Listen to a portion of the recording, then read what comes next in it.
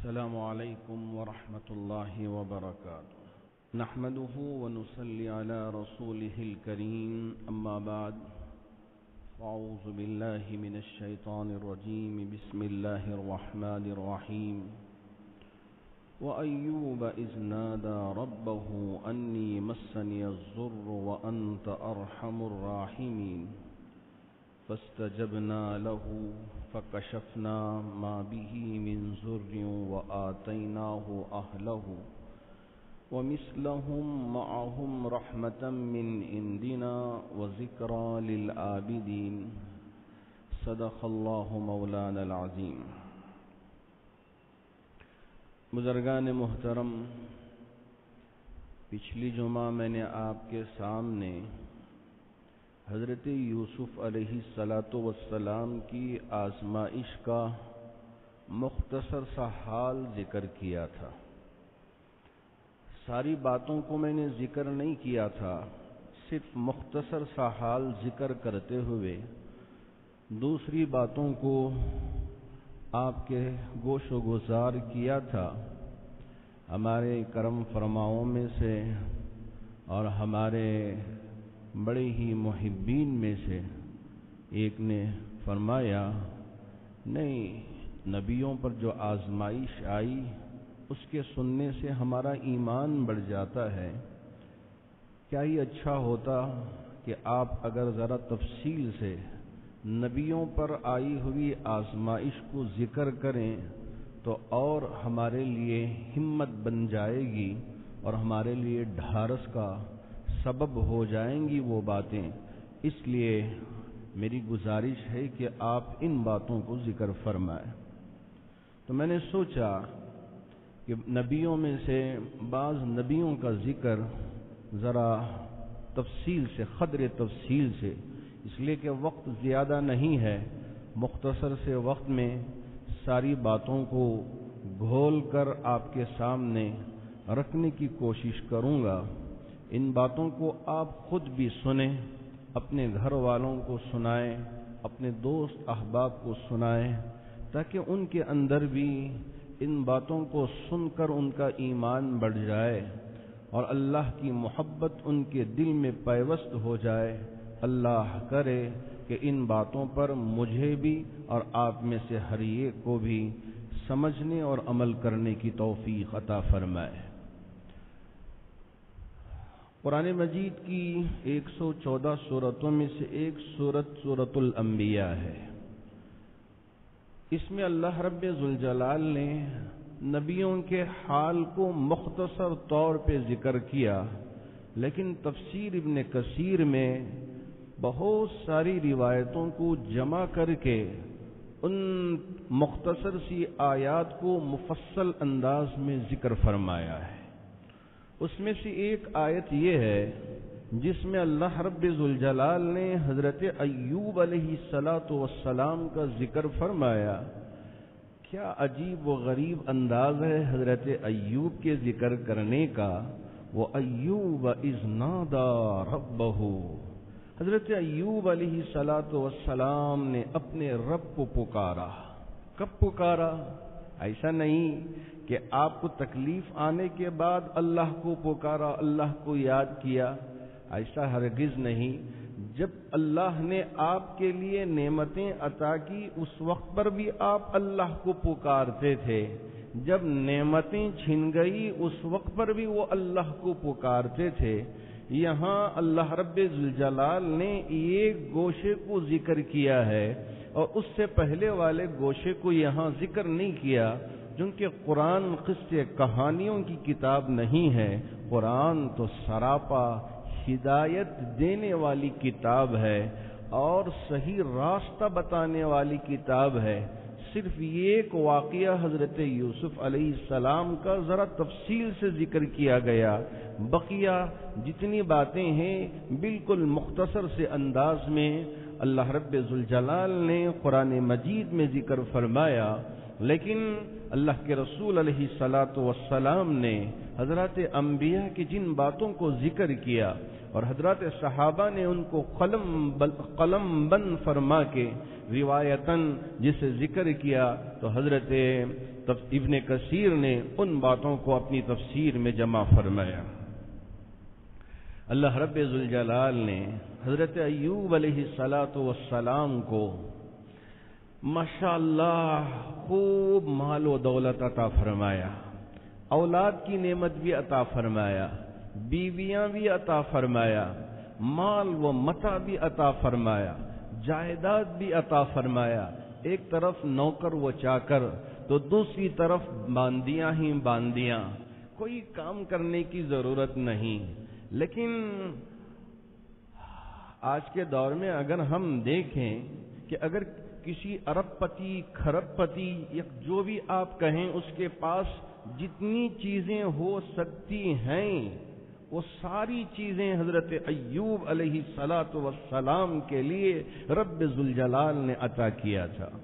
حضرت ایوب علیہ الصلاۃ والسلام رات پہ بستر پہ جاتے، دیکھتے کہ بڑا ہی بہترین گدا بچھایا گیا ہے، نرم و نازک بستر بچھایا گیا ہے، سجایا گیا ہے۔ حضرت ایوب علیہ الصلاۃ والسلام کہتے، میں اگر سو جاؤں تو رات گزر جائے گی، میں سو جاؤں رات گزر جائے گی، لیکن میں رب کے حضور اگر عبادت کر لوں تو ایسے بھی رات گزر جائے گی، سو جانے سے رات کٹ جائے گی، لیکن عبادت کرنے میں جو مزہ ملے گا وہ سونے میں نہیں آئے گا۔ اس لیے حضرت ایوب علیہ الصلاۃ والسلام بستر کو خیر آباد کہہ دیتے، مصلی پہ کھڑے ہو کے اللہ کی ایسی عبادت کرتے کہ پوری رات عبادت میں کٹ جاتی ہے۔ بڑا مزہ آتا ہے رات کی عبادت میں۔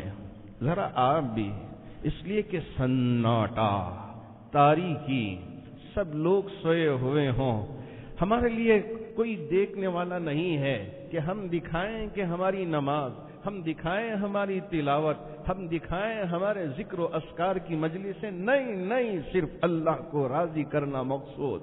سب سوئے ہوئے ہیں، اللہ کی بارگاہ میں کھڑے ہو کے ہاتھ باندھ کے اللہ کی بارگاہ میں ہم قرآن مجید کی آیتوں کو تلاوت کر رہے ہوں اور رب سن رہا ہو۔ اللہ رب ذوالجلال اپنے فرشتوں کی جماعتوں کو بھیج دیتے ہیں، جاؤ میرا بندہ رات کی تاریکی میں کھڑے ہو کے قرآن پڑھ رہا ہے، نماز میں ذکر کی مجلس لگایا ہوا ہے، جاؤ مجھے پکار رہا ہے، اللہ اللہ کر کے پکار رہا ہے، جاؤ اس کی مجلس میں شریک ہو جاؤ۔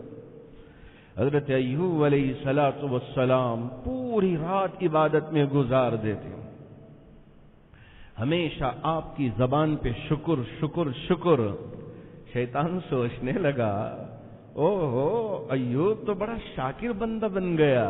اللہ کی بارگاہ میں ایک گزارش رکھ دیا، اے اللہ، ایوب یہ کہاں گناہ کریں گے، اس لیے کہ ان کے پاس تو ساری آرام و آسائش کی چیزیں ہیں، اب ان کو گناہ کرنے کی کوئی ضرورت ہی نہیں ہے۔ باندیاں بھی ہیں، غلام بھی ہیں، جائیداد بھی ہے، کھیتیاں بھی ہیں، باغات بھی ہیں، جیسے کہ آج کے دور میں فارم ہاؤس کا سلسلہ چلا ہوا ہے۔ حضرت ایوب کے پاس فارم ہاؤس ہی فارم ہاؤس، سارے کھیتیاں، سارے باغات، ہر قسم کے جانور، یہ صرف گائے بکریاں نہیں، جتنے قسم کے جانور روئے زمین پہ ہو سکتے ہیں، سب جانور حضرت ایوب علیہ الصلاۃ والسلام کے فارم ہاؤس میں موجود ہیں۔ اللہ نے ساری نعمتیں عطا کیا، ایک طرف نعمتیں، دوسری طرف شکر۔ شیطان سے دیکھا نہیں گیا، عرض کیا اللہ کی بارگاہ میں، اے میرے رب، چھین لیں ان ساری چیزوں کو، پھر دیکھیں گے ایوب صبر کرے گا نہیں، بے صبرا ہو جائے گا، دوڑتا جائے گا یہاں وہاں، پوچھتا جائے گا ان سے ان سے، دیکھیں گے ہم جب دیکھیں گے۔ اللہ رب ذوالجلال نے آزمائش کے طور پہ، لوگ سوچتے ہیں، جیسا کہ میں نے پچھلی جمعہ بھی عرض کیا تھا کہ ہم بڑے نمازی ہیں، ہم بڑے سچے ہیں، ہم بڑے متقی و پرہیزگار ہیں، کیا ہم پر بھی آزمائش آئے گی، ہم پر بھی مصیبتیں آئیں گی؟ ہم بھی ان سارے واویلوں میں گر جائیں گے۔ ارے ایوب علیہ الصلوۃ والسلام سے بڑھ کر کوئی نیک ہو سکتا ہے؟ اللہ نے آزمائش میں ڈال دیا۔ اسی لیے میرے آقا صلی اللہ علیہ وسلم نے فرمایا نبیوں پر بڑی آزمائش آتی ہیں، اللہ کے نیک بندوں پہ بڑی آزمائش آتی ہیں، اولیاء اللہ پہ آتی ہیں، اللہ کے نیک بندوں پہ آزمائش آتی ہیں۔ آزمائش آنے کا مطلب یہ نہیں ہے کہ اللہ ان سے روٹھ گیا ہے۔ اگر کسی کو بیماری لگ گئی یا کسی مصیبت میں گر گیا، یہ بہت گناہ کیا ہے، اللہ کا گنہگار بندہ ہے، اس وجہ سے اللہ نے ساری آزمائشیں اس پر ڈال دیا اور لاد دیا۔ ہرگز ہم کو یہ تصور نہیں کرنا چاہیے، کہیں ہمارے دل و دماغ میں یہ خیال نہیں آنا چاہیے کہ گنہگار ہونے کی وجہ سے اللہ ان آزمائشوں میں مبتلا کر دیا ہے۔ ہرگز ایسا نہیں ہے، اللہ آزمانا چاہے جس کو آزمائے آزما لے، وہ اس کی مرضی ہے، نہ میرا چلتا ہے نہ کسی اور کا چلتا ہے، اللہ ہی کا چلتا ہے۔ حضرت ایوب سے سارے جانور ختم، فنا، ساری کھیتیاں برباد، سب کچھ چلا گیا، سارے مال و متاع سب ختم، اولاد بھی آپ سے دور ہو گئی، سارے رشتہ دار کٹ گئے، دوست احباب آپ سے دور ہو گئے، کوئی اب آپ کے قریب آنے والا نہیں۔ حتیٰ کہ لوگوں میں جب رہتے تھے، آپ کو جو بیماری اللہ نے ڈال دیا تھا، لاد دیا تھا، اس کی وجہ سے ان کے بدن سے سڑی ہوئی بدبو آتی تھی۔ جس محلے میں جس لوگوں کے درمیان میں آپ رہتے تھے اور آپ سے بڑی کراہت کرنے لگے، حضرت ایوب علیہ السلام کو لوگوں نے اٹھا کے اس جگہ چھوڑ دیا جہاں بنو اسرائیل اپنا کچرا پھینکتے تھے۔ نبی کے لیے اتنی سخت آزمائش کہ گھر بھی نصیب نہیں، اب تک گھر نہیں، بنگلے ہی بنگلے، سب کچھ اللہ نے عطا کیا تھا، چھن گیا تو سب کچھ چھن گیا، اور حالت یہ ہوئی کہ سر چھپانے کے لیے چھت بھی نہیں ہے، گھر بھی نہیں ہے، لا کر ڈال دیا راستے پہ جہاں کچرا ڈالا جاتا ہے۔ حضرت ایوب علیہ السلام کی بیوی بڑی صالحہ تھی، متقی پرہیزگار، آپ کا ساتھ نہیں چھوڑی، آپ کا ساتھ نہیں چھوڑی، ہمیشہ آپ کا خیال رکھتی تھی۔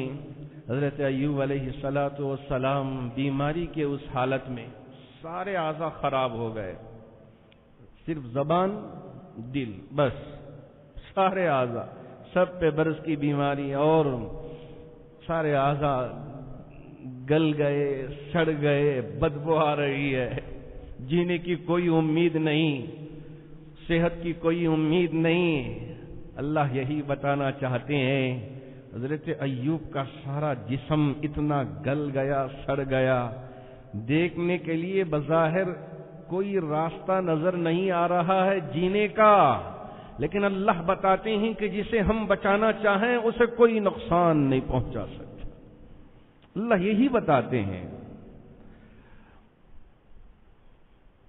حضرت ایوب علیہ السلام کی بیوی ماشاءاللہ روزانہ گھر جاتی، لوگوں کے یہاں کام کرتی، جو کچھ ملتا اس سے حضرت ایوب کا پیٹ بھرتی، خود کا پیٹ بھرتی۔ حضرت ایوب علیہ السلام بیماری کے ان دنوں میں بھی ہر وقت آپ کی زبان پہ اللہ کی پاکی، اللہ کی حمد و ثنا، کبھی آپ کی زبان پہ ناشکری نہیں آئی۔ آپ نے کہا، آپ کی بیوی نے ایک مرتبہ آپ سے کہا، آپ تو بڑے اللہ کے نبی، اللہ کے مقرب بندے ہیں، کیوں ہاتھ نہیں اٹھاتے، اللہ کی بارگاہ میں دعا کیوں نہیں کرتے؟ آپ کی دعا کو اللہ رد نہیں کریں گے۔ حضرت ایوب علیہ السلام کہتے جاتے، بیوی میری بیوی، 70 سال تک میرے رب نے مجھے کبھی کوئی بیماری نہیں دیا، کبھی مجھے سر میں درد بھی نہیں آیا، کبھی بخار بھی نہیں، کبھی اور بیماری بھی نہیں، 70 سال تک میرے رب نے مجھے تندرست رکھا، ساری آسائشوں سے اللہ نے مجھے پر رکھا تھا، لیکن اب چھن گئی ہیں تو میں کیا منہ لے کے اللہ کی بارگاہ میں مانگوں؟ اللہ مجھے آزمانا چاہتے ہیں، جب تک آزمانا چاہتے ہیں آزمائیں، اس کی مرضی ہے، میں کیوں دعا کروں؟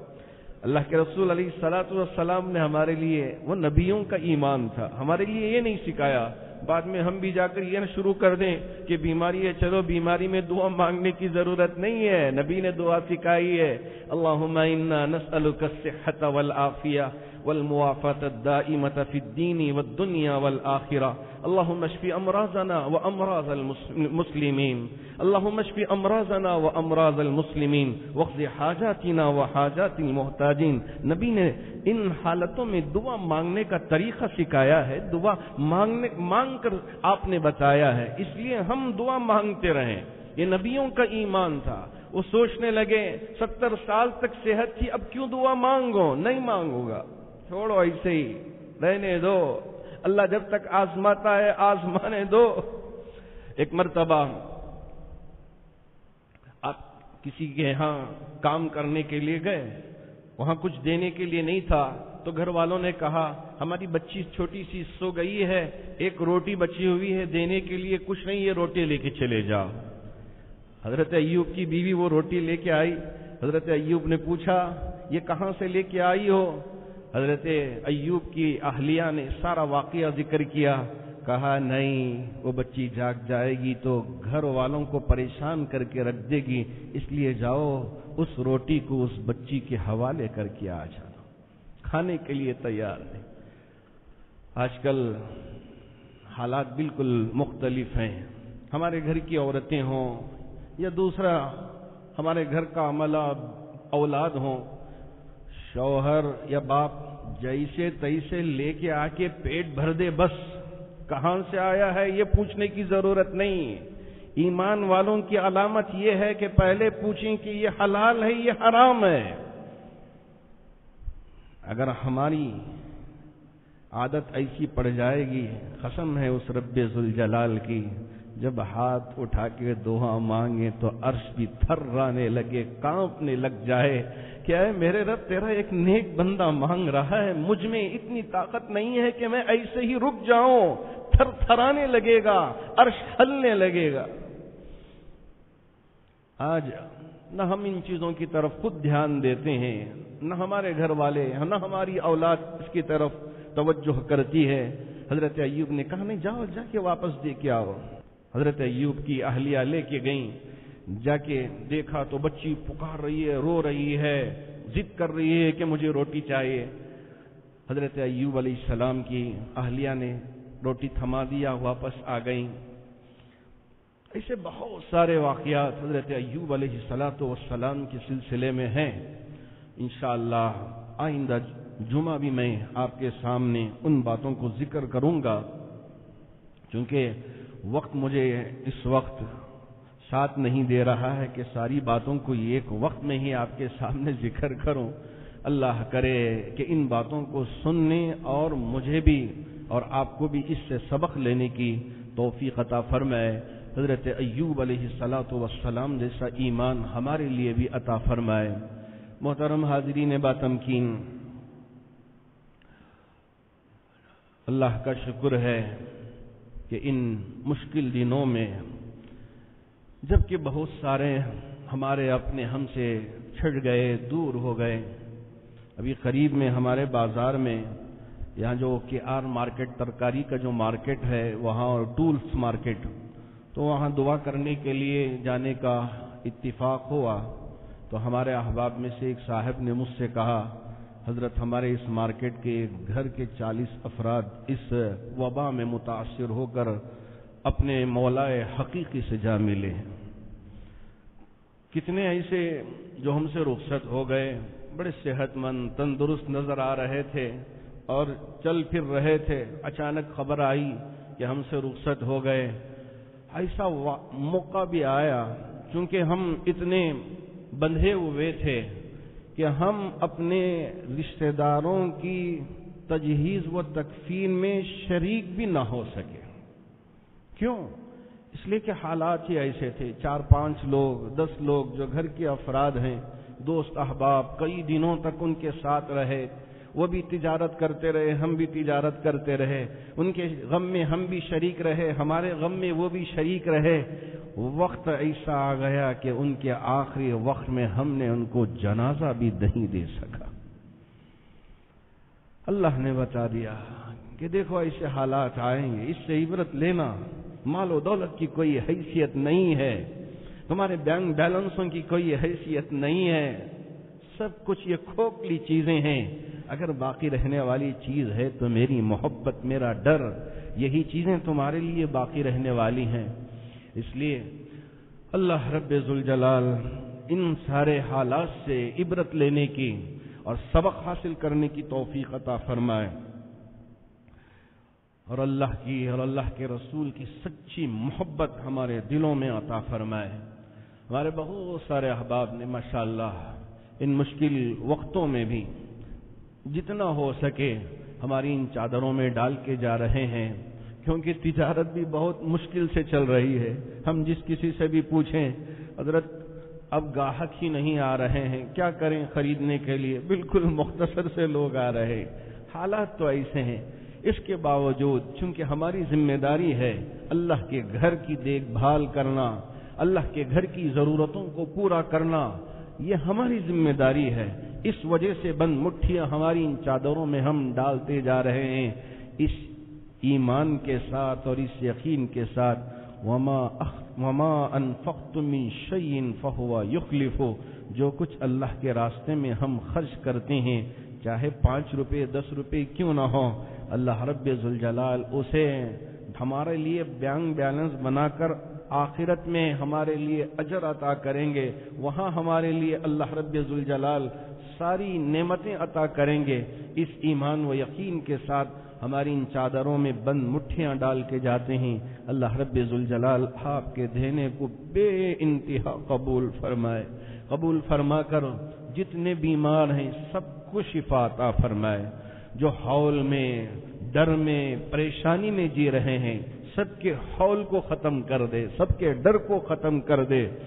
ہم جئیں گے اللہ کے لیے، ڈرنے کی ضرورت نہیں ہے، گھبرانے کی ضرورت نہیں ہے، موت تو آنی ہے ہی ایک دن، یہ احتیاطی چیزوں کی وجہ سے کیا کریں، جب کبھی بھی کسی کو فون کرتے ہیں تو فون میں وہ اتنا سناتے ہیں کہ آدمی سن سن کے اتنا ڈرنے لگ گیا ہے کہ اب خود سے گھبرانے لگ گیا ہے۔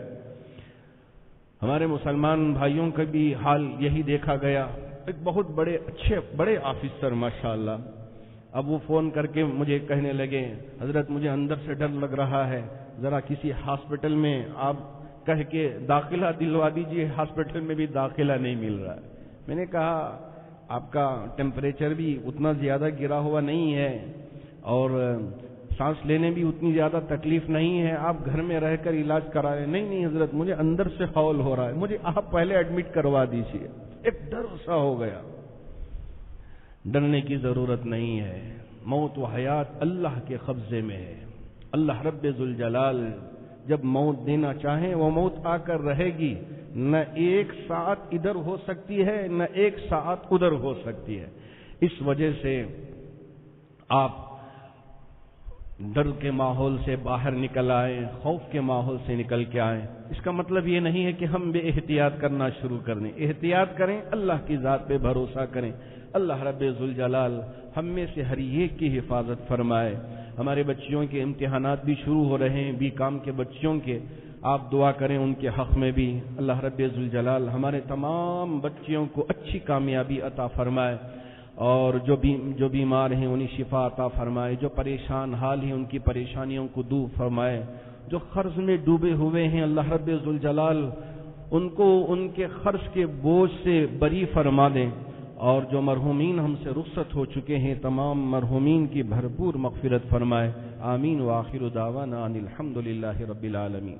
السلام علیکم ورحمۃ اللہ وبرکاتہ۔ نحمدہ